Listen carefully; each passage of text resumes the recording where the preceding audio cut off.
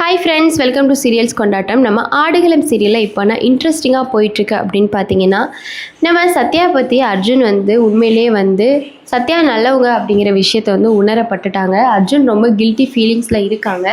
இந்த பக்கம் பார்த்தா நம்ம தேவியவும் நம்ம அபியும் ரொம்ப அன்பாக அந்நியப்புண்ணியமாக இருக்காங்க. இதை பார்த்து நம்ம அர்ஜுனுக்கு இப்போ தான் ஃபீலிங்கே ஆக ஆரம்பிக்குது.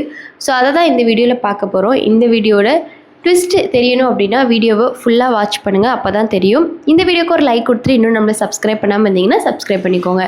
வாங்க இப்போ நம்ம வீடியோக்குள்ளே போயிடலாம். நம்ம ஆடுகளம் சீரியலில் இன்றைக்கான எபிசோட் பற்றி தான் நான் சொல்ல போகிறேன். ஸோ என்ன நடந்துச்சுன்னா, நம்ம சத்யா ப்ரெக்னெண்ட்டாக இருக்க விஷயம் அர்ஜுனுக்கு தெரிய வந்துருச்சு இல்லையா.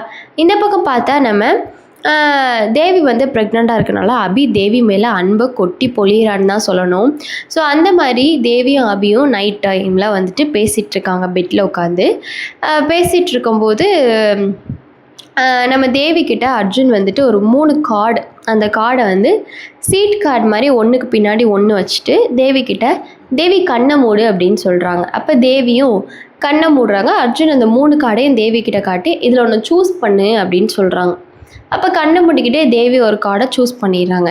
சூஸ் பண்ணதுக்கப்புறம் தான் அர்ஜுன் சொல்கிறாங்க, வாவ் நைஸ் தேவி அப்படின்னு. என்னங்க என்னாச்சு, இது என்ன கார்டு அப்படின்னு கேட்டோன்னா, இல்லை நம்மளோட பாப்பாவை ஒரு மொமெண்ட்டையும் ஃபோட்டோ எடுக்கணும், ஒரு மொமெண்ட்டையும் நம்ம மெமரிஸாக சேர்த்து வச்சுக்கணும், அதுக்கு தான் இந்த கார்டு அப்படிங்கிற மாதிரி அபி தேவி கிட்ட சொல்கிறாங்க.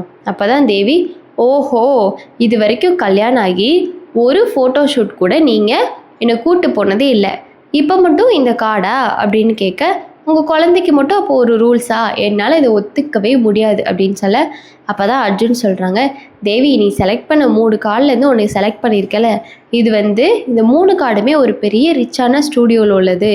ஸோ கேமராவும் ஃபோட்டோஸ் எடுத்தால் பக்காவாக இருக்கும். இந்த 3 ஸ்டூடியோவில் எதை செலக்ட் பண்ணுறதுன்னு எனக்கு தெரியல, அதனால தான் என் பொண்டாட்டி கையாலே வச்சு இந்த கார்டை செலக்ட் பண்ணிட்டேன். இப்போ நான் இவ்வளோ கஷ்டப்பட்டு இதை ரெடி பண்ணதுக்கப்புறமா ஃபோட்டோ ஷூட்டுக்கு வரமாட்டேன்னு சொன்னால் என்ன தேவி அர்த்தம் அப்படின்னு அபி தேவி கிட்டே கேட்குறாங்க. அப்போ தான் தேவி சொல்கிறாங்க, ஆஹா அதெல்லாம் முடியாது, அது என்ன உங்கள் பாப்பாவுக்கு மட்டும் நீங்கள் ஃபோட்டோ ஷூட்டா, அப்போ நான் என்ன இழிச்சவாயா, உங்கள் பாப்பா வந்ததுக்கப்புறம் மட்டும் உங்களுக்கு ஃபோட்டோ ஷூட்டு அது இதுன்னு உங்களுக்கு பிளான்லாம் தோணுது, என்ன கல்யாணம் ஆகி என்ன ஒரு ஃபோட்டோ ஷூட் கூட எடுத்ததில்லை, நம்ம 2 பேரும் ஃபோட்டோ ஷூட் எடுக்கலாம், ஸ்டூடியோ போகலான்னு நான் எத்தனை வாட்டி உங்களுக்கு கூப்பிட்ருக்கேன், அதுக்கெலாம் நீங்கள் என்ன சொல்லுவீங்க, நான் ரொம்ப பிஸியாக இருக்கேன், எனக்கு ப்ராஜெக்ட் இருக்குது, நான் பிஸ்னஸில் கான்சென்ட்ரேட் பண்ணணும், எனக்கு டைமே இல்லை, I'm very very busy Devi, don't disturb me அப்படிங்கிற மாதிரிலாம் சொல்லுவீங்கள்ல. இப்போ என்னவா, நானும் தான் பிஸியாக இருக்கேன்ப்பா, எனக்கும் கிளைண்ட்ஸ் மீட்டிங்லாம் இருக்குது அப்படின்னு சொல்கிறாங்க தேவி. இதை கேட்ட நம்ம அபி, என்னது உனக்கு கிளைண்ட்ஸ் மீட்டிங்கா, யாருமா அந்த கிளைண்ட்ஸு அப்படின்னு கேட்க, என்ன நம்பி இருக்கிற எங்கள் அத்தை, நீங்கள் சத்யா அர்ஜுன் எல்லாருக்கும் நான் சமைக்கணும்ல, எனக்கும் கிச்சன் ஒர்க்லாம் நிறையா இருக்குல்ல, ஸோ ஐ எம் பிஸி அபி அப்படிங்கிற மாதிரி தேவி சொல்ல, அப்போ தான் நம்ம அபி, ஐயோ என் செல்லோவில் என் புச்சியில் ப்ளீஸ் ப்ளீஸ் ப்ளீஸ்டா ஃபோட்டோ ஷூட்டுக்கு ஒத்துக்கூடா, நம்ம பாப்பாவோட ஒரு மொமெண்ட்டையும் ஃபோட்டோ எடுத்து வைக்கும்போது நமக்கே நம்ம பாப்பா வளர்ந்தது தெரியும் போது, ச்சே இப்போ தான் பெற்றோம் அதுக்குள்ளே இவ்வளோ வளர்ந்துட்டாலே அப்படிங்கிறதுக்கு அடையாளமே அந்த ஃபோட்டோ ஷூட்டு தான், அதை போய் மிஸ் பண்ணலாமா, என் செல்ல குட்டி ப்ளீஸ்டா ஒத்துக்கோ, ஃபோட்டோ ஷூட் எடுக்கலாம் ப்ளீஸ் ப்ளீஸ் அப்படின்னு சொல்லிட்டு அபி தேவி கிட்ட சொல்ல, அப்போ தான் தேவி, சரி சரி ரொம்ப ஐஸ் வைக்காதீங்க, நான் ஒத்துக்கிறேன், ஆனால் ஒரு கண்டிஷன் அப்படிங்கிற மாதிரி தேவி சொல்கிறாங்க. என்ன கண்டிஷன் அப்படின்னு அபி கேட்க, இன்னைக்கு நைட்டு ஃபுல்லாக என்னோட நைட்டியை போட்டு நீங்கள் இருக்கணும் அப்படின்னு சொல்ல, என்னது நைட்டியா, உன்னோட நைட்டியை போட்டு இருக்கணுமா, ஆமாம் பின்ன என்ன பக்கத்து வீட்டு ஊரோட நைட்டியை போட்டால் இருக்க சொல்கிறேன், என்னோட நைட்டியை போட்டு இன்றைக்கி நைட்டு ஃபுல்லாக இருக்கணும், அதெல்லாம் முடியாது, அப்போ ஃபோட்டோ ஷூட்டுக்கு நான் ஒத்துக்க முடியாது அப்படின்னு தேவி சொல்ல, உடனே அபி சரி பண்ணி தொலைகிறேன் எங்கே அப்படின்னு சொல்ல, அதோட தான் தேவி ஒரு ரெட் கலரில் க்யூட்டான ஒரு நைட்டியை எடுத்து அபிகிட்ட கொடுக்குறாங்க. அபியும் அந்த நைட்டியை போட்டுட்டு க்யூட்டாக நின்றுட்டு, நான் பீம் பாய் மாதிரியே இருக்கேன், ஒரு நிமிஷம் கேமரா பிளர் ஆகுது, வெயிட் கரண்ட் விட்டு வரனால, ஓகே ஃபைன் இப்போ சரியாயிடுச்சு.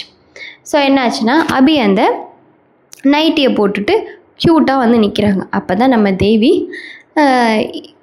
ஐ எவ்வளோ க்யூட்டாக இருக்குது தெரியுமாங்க உங்களுக்கு அப்படின்னு சொல்ல, ஏய் தேவி போ அங்கிட்டு, எனக்கு பார்க்கவே ஒரு மாதிரி ஷையாக இருக்குது அப்படின்னு சொல்ல, சரி தேவி நான் அந்த வீட்டுக்குள்ளே தான் இருப்பேன், என்னை வெளியெல்லாம் போக வச்சிடாத, அப்புறம் நீ பார்த்ததை எல்லாரும் பார்த்தாங்கன்னா அவ்வளோதான், என்னை எந்த மாதிரி கலாய்ப்பாங்கன்னே சொல்ல முடியாது அப்படி சொல்ல, உடனே தேவி சரி சரி நான் வெளியெல்லாம் போக வைக்க மாட்டேன், ஆனால் ஒரு கண்டிஷன், அது நீங்கள் நடந்துக்கிறத பொறுத்து தான் இருக்குது அப்படின்னு சொல்லாங்க.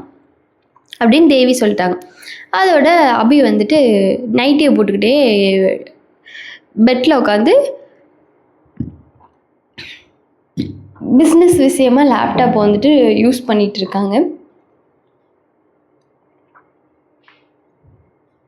பிஸ்னஸ் விஷயமா லேப்டாப் வந்து யூஸ் பண்ணிகிட்ருக்காங்க. யூஸ் பண்ணிட்டுருந்தப்போ தான் நம்ம யூஸ் பண்ணிகிட்ருக்கவங்க ஒழுங்காக தானே யூஸ் பண்ணணும். என்ன பண்ணாங்கன்னா நைட்டியை வந்துட்டு கைலி மாதிரி இப்படி பிடிச்சி கட்டிட்டு பெட்டில் உட்காந்து யூஸ் பண்ணிகிட்ருக்காங்க. நம்ம தேவி உடனே ஐயோ அது நைட்டி, அதை கைலி மாதிரி இப்படி கட்டிட்டு உட்காடுறீங்க அப்படின்னு சொல்கிறாங்க.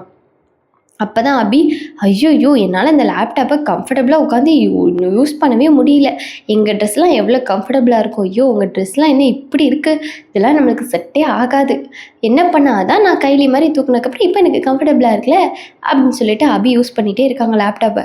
திடீர்னு பார்த்தா நம்ம தேவிக்கு வயிறு வலி வந்துருச்சு. ஐயோ தேவிக்கு வயிறு வலி வந்துருச்சு, துடின்னு துடிக்கிறாங்களே அப்படின்னு பார்த்தா பூராவும் வேஷமாயிட்டு. நம்ம தேவி வந்து ஆல்ரெடி சொல்லியிருந்தாங்கள்ல, நீங்கள் ஏதாச்சும் கோல்மால் வேலை பண்ணிங்கன்னா நான் கோல்மால் வேலை பண்ணுவேன் அப்படிங்கிற மாதிரி அபிகிட்ட அந்த நைட்டியை போடுறதுக்கு. ஸோ அதோட நம்ம தேவி வந்து வயிறு வலியில் துடிக்கிறாங்க.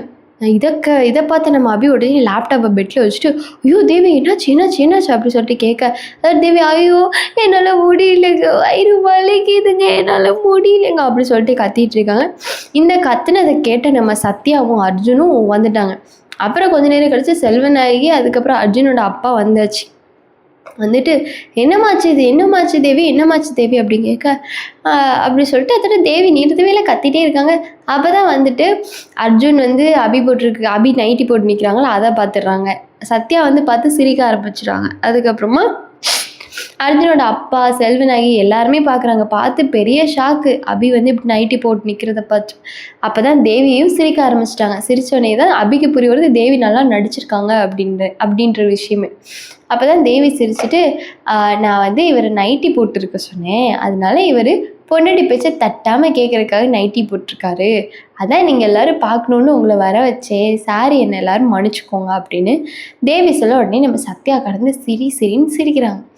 இப்போ வந்துட்டு நம்ம அர்ஜுனோட ரியாக்ஷனை பார்க்கணுமே.